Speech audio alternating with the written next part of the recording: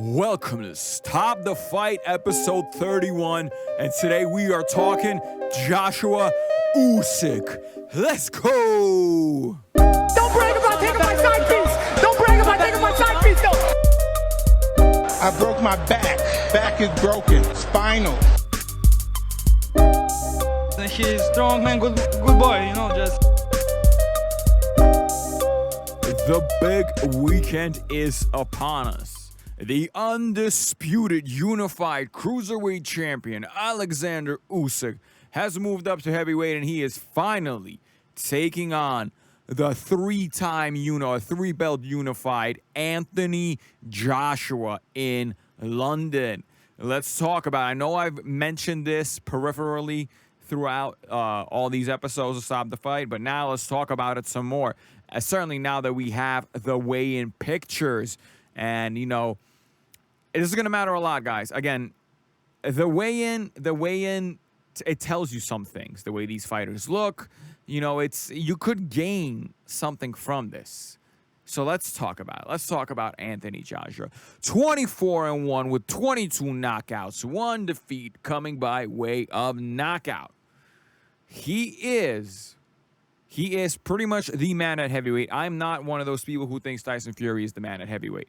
I do not believe Tyson Fury is the man at heavyweight. Yes, he's undefeated, but in my eyes, it is Anthony Joshua who is the man. He has most of the belts. He's the one who beat emphatically Vladimir Klitschko. He's the one who's been beating more top 10 guys. Outside of Wilder, Tyson Fury has not been beating the same guys that has Anthony Joshua.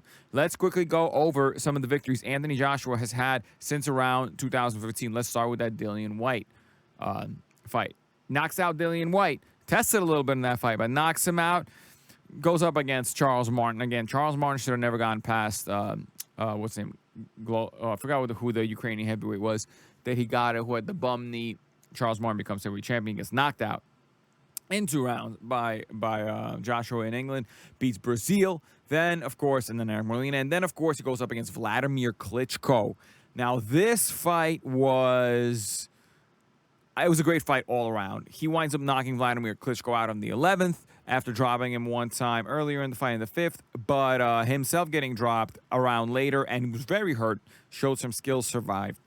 Then goes on to beat Takam, Joseph Parker, Povetkin, and Andy Ruiz, of course, losing the first time, beating him, and then finally Kubrat Pulev. That's a lot of top 10 guys. That's why I view him, that is Anthony Joshua, as the legitimate heavyweight champ. Not only that has he beaten a bunch of champs, he's also had a longer run. If you look at Tyson Fury's last few fights outside of Vladimir Klitschko, it's literally who's Deontay Wilder, literally who hard fight against Otto Wallen, literally who, and then a win over Deontay Wilder. So I just don't rate Fury as high as I do Joshua. I'm sorry, I don't. It's never going to happen until they fight. Wilder is his only outside of Klitschko, was his only real high-level opponent. He was knocked down by Chris Cunningham, which is another relatively high-level opponent, but I just do not rate Tyson Fury as high as Anthony Joshua. Big guy Anthony Joshua is, by the way, 6'6", absolutely big, and you know he was a little heavy. You know, a lot of his criticism was that he was heavy. He was heavy in that Ruiz fight, close to 250, right? He of course slimmed down to 237, and box circles around. Ruiz came in at 240 against Kubrat Pulev, and now 240 against Alexander Usyk. And so this fight was kind of made out of nowhere in the sense we were all getting ready for Fury Joshua, if you remember, back in the summer, and then out of nowhere, Wilder comes in and forces the third fight, which I said, you know what, this is one of those things where everyone thinks they're going to take a fight in between and it's going to be all happy, and we still get Fury Joshua in the end. Well, we may not. And this is one of the fights. I mean, I think both fights are actually dangerous, both guys. But this is one of those fights where I don't necessarily think it's a walk in the park for Joshua. Let's talk about his opponent, Alexander Usyk. Alexander Usyk is the undefeated, undisputed, unified cruiserweight champion. I think the last cruiserweight to do this since, the only cruiserweight to do this since Holyfield. So a lot of historical precedent. Now, I will tell you this much. As good as Usyk has looked, at cruiserweight, he has not looked anywhere near as good as at heavyweight. Against Chaz Witherspoon, he looked, quite frankly, pretty poor. Yeah, he got him out of there in 7 rounds, but against a guy who hasn't fought in years prior to that point. I'm sorry, he hasn't been fighting in years, but hasn't fought anyone serious. Yeah, my bad, I got him confused with somebody else. Who hasn't fought anyone serious. He should have gotten him out of there a lot faster than he did, a lot better. Now you can say, okay, you know what, he's getting to the weight. Then he fights against Derek Chisora in a fight I thought he could have lost, or a draw was a very reasonable outcome. He gave up, I think, the first 4 rounds in that fight. I think I had a 4-0. Yes, he wins the majority of the second half of the fight, but he's down 4-0 on my cards. And I remember I gave, I think I had it 114. So, against Derek Chisora, now yes, Derek Chisora is having a little bit of a renaissance later in his career, but this is still Derek Chisora. He should not be competitive or that competitive with somebody who's about to get Joshua out of there. So here we have a very interesting predicament. Everything just off the top of your head is telling you, well, Joshua should obviously beat him. He's 6'6". Usyk is only 6'3". Sometimes looks like he's really 6'2". But there are a lot of intangibles here, right? So one of them is that throughout, especially this last week and a half, Joshua has looked, how do I say it, sickly a little bit, right? Now, his weight was 240, but something looked different about his body. I couldn't quite tell what was up with Joshua's body. He kind of didn't look the same as he usually does, and it's not because he lost all this weight. He did lose some weight, but his body just doesn't look all there. He's looking a little bit gray, Something does not look quite right. Usyk, on the other hand, looks like he's aged about 5 years in a training camp. It could be the haircut that he's kind of going with, that bald look with like that mustache and like a mutton chop type of deal. Kind of silly look, but he looks a little bit old. Now, how's Usyk? How's his fight? What is, like, when we imagine the fight going each way for each guy, what do we see? Well, Usyk obviously has a much faster footwork. This is without a doubt. He's going to be the slicker fighter in there. But he hasn't particularly looked all that slick at heavyweight. He really hasn't. If you watch, even cruiserweight points, he has like moments of slickness and moments of defensive lapses. Usyk does. So when we're imagining him against Joshua, what are we imagining him? He's a southpaw, by the way, for those who don't know. Well, you obviously imagining him circling away from Joshua's right hand, which is Joshua's weapon, his best weapon. And you expect him to come in and out, jabbing him, boxing him, straight lefts, up the middle, and kind of maybe teeing off on him, winning a wide decision, or maybe getting a late round stoppage. Right? Is that kind of how we imagine it? Right? Now, I think to combat that, you have Joshua losing a little bit of weight and trying to go speed for speed. And this is where I think now the intrigue starts in this fight. I don't think that's the right course of action. Usyk is one of those guys who's not, I don't think he could really hurt you. Yes, he hurt Chisora towards the end of that fight, but it looked like Chisora was just gassed. It looks like he could have just pushed him down. A push would have hurt him. Chaz Witherspoon was able to take his shots completely fine. And his stoppages in cruiserweight, if you look at him outside of the Bellew stop, is more about people getting hit when they don't think that punch is coming, which is great. Again, that's the name of the game. But Usyk is not your tremendous puncher, and this is gonna be the heaviest he's coming in. 221. This is the heaviest Usyk we've seen yet. Just to give you some of his weights, he was right under the cruiserweight limit for the Gaziev and Brady's and Huck fight, but and Bellew, of course. But with Chaz Witherspoon comes in at 215. Derek Chisora comes in at 217 and a quarter, and now he's 221 and a quarter. Now this is some beef, and if you look at his body, it looks like he doesn't look fat by any stretch of the imagination. He looks full. So he's a 6'3" kind of guy. 200 pounds, 210, 220. He's not like if you're in shape, you're not fat at those weights. He's not 5'10". So it looks like Joshua lost some weight and Usyk gained some weight. So we should kind of have a net loss of some speed for Usyk, a net gain of some speed for Joshua. But when you lose weight, and I do not like losing weight at heavyweight unless you're a complete fat bastard, or in Joshua's case with Ruiz, where it looked like he was just too slow, just too bulky. Losing muscle is almost never advised. And like I said, Joshua's body looks a little bit strange. And here's why I think this could be a problem for him. So Usyk is still going to be faster, even heavier. He's still going to be faster than Joshua because Joshua, Vladimir Klitschko seemed like he had better legs than him at age 41 when Joshua was in his late 20s. He certainly, I think, Usyk has better legs than him right now. And he's going to be faster. With Joshua giving up some muscle, I worry that his punch resistance is going to be affected. So the non-puncher in Usyk can all of a sudden become a quite devastating puncher against Joshua tomorrow. And you have to wonder, there's, Roy Jones is obviously the example of a fighter who lost muscle weight and with it went the chin. Is something like this going to happen with Joshua? Does he just lose the chin? In other words, does he get KO'd? I don't know, but we now have to legitimately kind of think about that. And the reason why I bring up Antonio Tarver is prior to Roy Jones, Antonio Tarver wasn't really a knockout guy. He's got split decisions, unanimous decision losses, and stuff like that. Antonio Tarver, you just don't think he's got that kind of power, and boom, all of a sudden Roy Jones is flat knocked out. Will Joshua suffer the same fate? I don't know.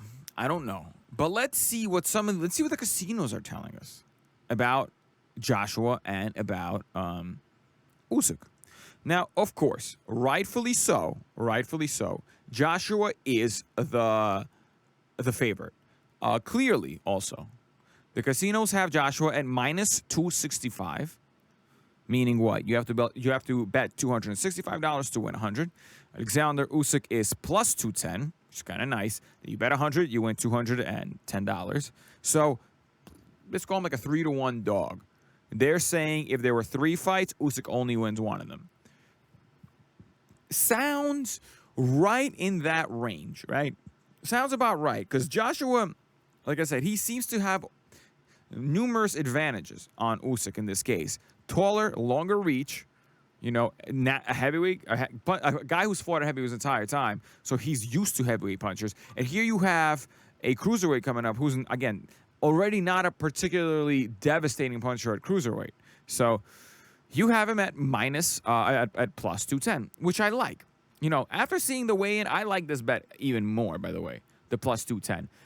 Sometimes in boxing also, again, guys, this is not financial advice. You're your own people. Please. You're all grown people. You make your own bets. So sometimes you just bet on value, not even what you think is going to happen. I'll mention this more of the Canelo Plant fight, but the odds have gotten pardon my language, have gotten ridiculous. Yesterday I saw Plant at plus 620. Of course I made a bet on plus 620. So what's going on here? What do I mean when I'm saying a value Plant? I don't think necessarily Plant is going to win. Just like I don't know if Usyk will win. But when you give me these kind of odds, I'm just going to see. Obviously you don't do this with every fighter. Some fighters I have no shot of winning. But against an undefeated, undisputed, unified cruiserweight champion whose historical legacy is Holyfield, when you see plus 200 on a guy who looked a little lethargic at the weigh-in, a little lean. Usyk plays also that nice game. If Joshua was a little bit off that game, he may be bleeding grounds early. And if he's bleeding grounds early, now I know this is in the UK, I know this is in London. We don't expect Usyk to get a decision, but if it starts to become very one-sided, I don't even think the UK judges will be able to undo this one. So plus 210 for Usyk outright is really, I feel like, just, really good odds. Like, I know obviously some people are saying like, oh, they want to see if maybe it goes up to plus 250, maybe plus 300, closer to the weigh-in or something. Want to see if they can get those odds. I get it. But I think plus 210 is good enough for me, especially with the over-under. The under 9.5, which means in the middle of the 10th round, at 1 minute and 30 seconds of the 10th round, under that is giving you a plus 100. Even money means you bet 100, you win 100. Now, guys, I like that a lot. With the most simple outcome is Joshua's going to come in there, knock Usyk out, and send Usyk, back to the cruiserweight or retirement. Usyk is 34. And you would win on that bet. We all would win on that bet. I actually have this. What do you call? I have it hedged. I have both bets. I have the Usyk. I have like a tertiary bet with Usyk by knockout. It's a small amount. Just in case there's that possibility of a late round stoppage by Usyk, I feel.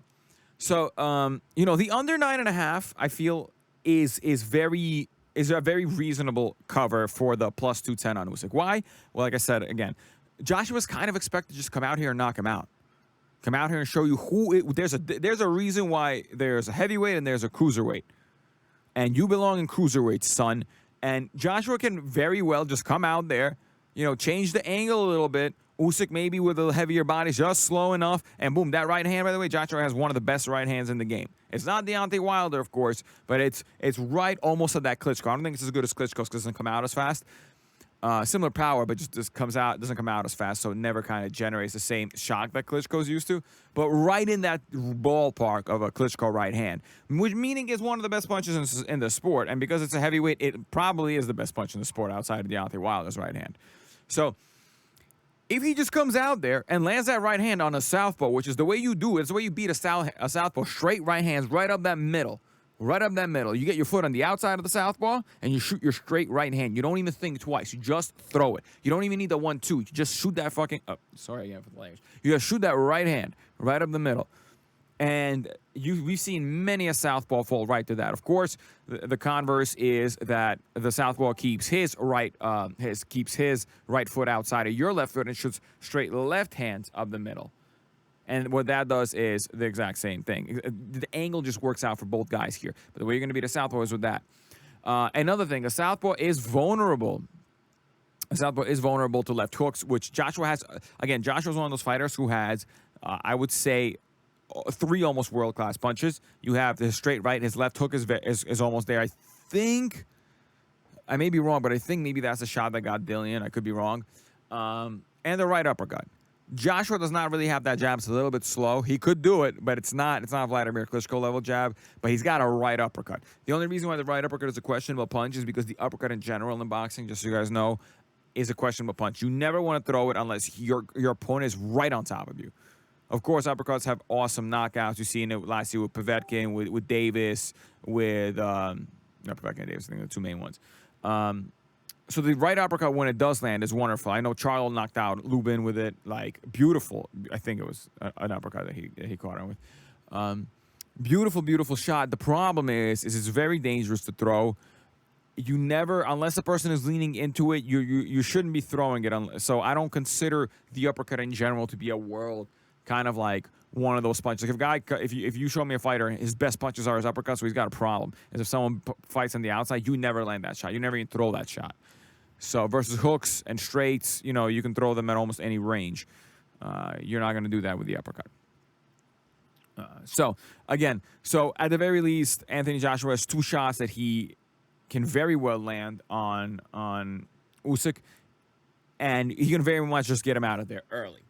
Of course, if Joshua is lethargic, Usyk may have enough in him to get Joshua out of there early. Again, we don't know why Joshua looked at the way and why his body looks the way he does, why he looks like he has some black circles under his eye. They don't look like it's damaged from sparring. It looks like maybe the guy isn't sleeping. Maybe he's got something else going on in his life because this event is not that big. Compared to like other events that he's had in his life, this event is not particularly that big. This isn't a grudge match or anything. This isn't the Ruiz rematch where you can imagine why Joshua would have, a real hard time sleeping and all that other stuff.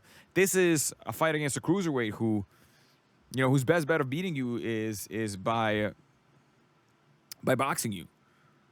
You don't really expect Joshua. You don't really expect Usyk to come out there and go for Joshua.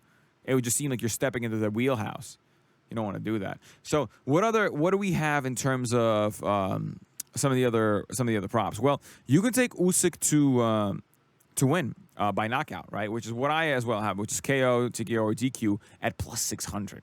Now the reason why I have a little bit over here is that I want, like, obviously, like, for me, the way my bet is structured is like an Usyk knockout win before 9.5 rounds would hit me on 3 bets, which is nice, Obviously, that would be like me washing the casino clean this night.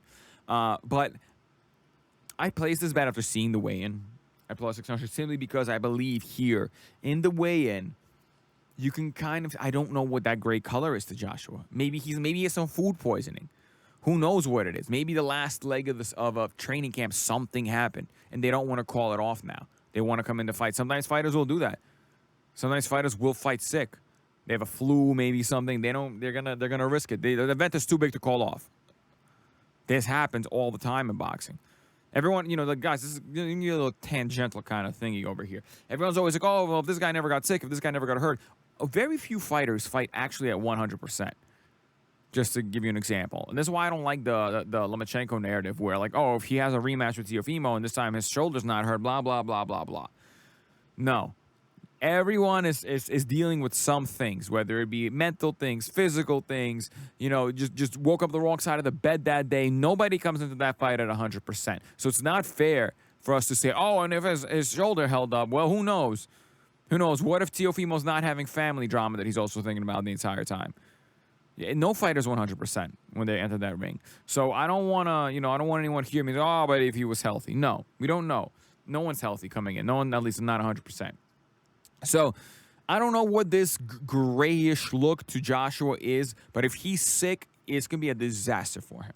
Now, of course, he'll get a rematch and a lot of money made again. Vulnerability again, and even losses aren't a big deal at heavyweight like this, especially if you come out emphatically and win. Lennox Lewis twice, by Rahman and by, Oliver McCall, whoever knocked him out twice, getting his ass beat by Vitaly Klitschko before the cut stoppage. Losses don't diminish you if you come back and avenge them. They really don't. So, and it actually adds to the allure, the mystique of Joshua. I actually gained way more respect for Joshua after the Ruiz loss and then subsequent win than I had before then. Because before then, I always felt that if Vladimir Klitschko was a little bit younger, he gets you out of there. You fight Vladimir Klitschko 3 years. If he was 3 years younger, he has the stamina to get you out in that 7th round. You never reach that limit. So, again, I think this is like a 50-50 fight, tell you the truth. I think Usyk is a very special talent. I also happen to think that Joshua is a very good fighter. Usyk's just a little bit more of a natural athlete, and I think you kind of see that in their fights, in the way they move, in the way they throw. A little bit more of a natural athlete. Of course, Joshua has more power in his shots, but if I have to just say it's a 50-50 fight, given the way the casinos are giving you the odds and the way that Joshua looked at the weigh-in, I'm actually taking the under 9.5. Well, I'm taking Usyk to win with the under 9.5 to hedge. Again, if Joshua knocks him out after 9.5, or if he wins a decision, I lose everywhere, obviously. But that is my play for this fight. I expect it to be an event, as it should be. As it should be, guys. This is you don't understand. If Usyk, the winner of this fight, as always, comes out a greater champ. If Usyk wins this fight, he has built himself an unquestionable. I think he's already Hall of Fame, but he builds he's now starting to push that all-time great on that all-time great list with a win over Joshua. And very few people have done what Usyk is doing, and this would also put him in a potential undisputed match with Fury. If you get this could be very, very good for Usyk, a win here. Of course, he's aging at 34. Now, heavier guys, thankfully, age a little slower, but like I said, even in the face, you can see Usyk has aged in the past year alone. Now, for Joshua winning here would also be a really big deal. A lot of people online are saying some of the things that I'm saying. Well, Usyk can just sit around and now box him. So if Joshua comes out and put to bed all these rumors about Usyk just, kind of peppering him with a jab like a fencer, for 12 rounds and marking him up and just taking a wide decision. If Joshua comes out here and stops him emphatically and says, get back down to cruiserweight, this isn't for you. You're a good fighter, but not here. Back down you go. A little bit kind of like with Teofimo and Lomachenko, where you see it just like, this isn't your weight. Back down you go. Joshua will be like, look, he's able to beat a slick southpaw like this. Even more reason to believe that he can slug it with Tyson Fury, because much of what the people who are saying Tyson Fury is going to be Joshua outright are saying, well, Tyson Fury's too slick. Tyson Fury's too all that. Well, if he comes out and beats a probably even faster and slicker guy in Usyk, well, I mean, certainly some of those takes have to be adjusted, right? So, like I said, there are good narratives here, and again, this is another victory for him. Like I already told you, Joshua has a decent resume already. A win over undefeated Alexander Usyk, gold medalist Alexander Usyk, would be, I think, quite a feat. And now, like, I have to talk about it this week, the Canelo-Caleb Plant scuffle at the press conference, in which Caleb Plant wound up getting a little cut underneath his eye. Guys, all I have to say is this. No, you know what? Not all I have to say. I'm going to rant a little bit. That was quite stupid of Canelo a little bit to throw shots like that. If that cut was bad enough that postpone or cancel the fight, everybody looks bad. No one comes out looking good. A lot of people lose money. It's just a disaster all around. Canelo needs to hold this temper battle better. He says, oh, he called me a motherfucker and that means blah, blah, blah, blah, blah. Guys, I don't buy that for 1 second, as Canelo was sitting over there calling Andre a motherfucker at a press conference. So if you want to say that, he didn't understand it or thought it meant like some horrible curse in Spanish, then why was he saying it at Andre? Unless he also wanted to say such a horrible thing to Andre. For what? For interrupting his press conference? Yeah, none of that makes sense. And initially, again, Caleb Plant, and this is, again, the odds went from like plus 400 to plus 620 for no reason. I mean, not for no reason, but Caleb Plant did get countered, but it looked a lot worse without the stills. In the stills, you can clearly see that Caleb Plant does land the left hook slap on Canelo before Canelo ducks to his left, shoots the hook, hits Caleb Plant on his cheek, cutting the cheek, and then throws an overhand right, which Caleb Plant was able to kind of roll off his shoulder. Again, does not look good for Caleb Plant any which way. Yes, he lands a slap, but it looks like he was countered quickly. In a real boxing match, this is actually a real fight, but in a real boxing match, you get countered 1 or 2 more times like that, you're gonna wake up going, what happened? And that fight is long done. So, of course, I see why the odds quickly jump from plus 400 to plus 620. And a family member of mine, when I put just a little bit of money at the plus 620, simply because while I believe Canelo wins, plus 620 with an undefeated champ, you got to play the value there. Well, you don't have to, not financial advice, please. So, family member was saying, it's like, why even put, as much money as you put down? You're just giving it away. Like, yeah, it's not a lot, but that not a lot of money can go elsewhere where you're not just blatantly losing it. Now, I kind of see what he's saying, but I don't think it's that certain that Canelo beats Plant. I don't even think Plant thought that Canelo was actually going to try and strike with a fist. I don't know what level of orchestration was involved to help sell a fight. I mean, obviously there's some bad blood with him, but it seems like, Canelo's a nice guy, supposedly, but you kind of see with many fighters, with Golovkin, now with Plant, there seems to be sometimes it gets very personal, and he starts to be not so nice. Again, like, it's fine. Look, these are fighters. I don't look to fighters to be my role models. I know nowadays you want everyone to be like an avatar of like goodness, which is ridiculous. These are fighters. These are boxers. I don't look for them to tell me how to be. I don't judge them based on their personal actions. I mean, I will, but it has nothing to do with them fighting. I don't want them to be not fighting because they're bad people outside the ring. They didn't make it based on their kindness and charity outside the ring. We watch boxing and we judge fighters based on what they do inside the ring. It's cool if he's a nice ambassador of the sport and he's doing charity and blah, blah, blah, blah, blah. But I don't care because it has nothing to do with what's happening in the ring.